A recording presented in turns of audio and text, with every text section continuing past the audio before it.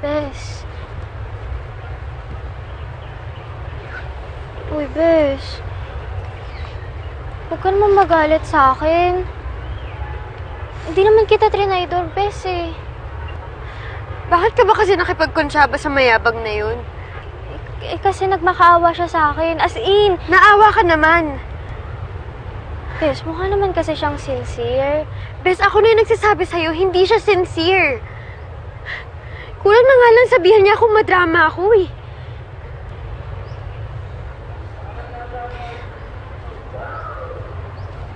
Pero, Bes, sana naman magkaayos na kayo. Bes, ayaw ng pag-usapan to. Wala na akong pakialam sa kanya. Yun ang naman gusto niya, di ba? Pakinggan ko siya at maintindihan ko siya. Pero ako, paano ako hindi niya ako iniintindi? Parang wala lang naman lahat ng to sa kanya eh. Bes, isipin mo rin ha. He really went out of his way para lang makausap ka. Nag-effort talaga siya sa akin para tulungan ko siya, promise. Kung wala ka sa kanya, hindi naman niya gagawin yun, di ba?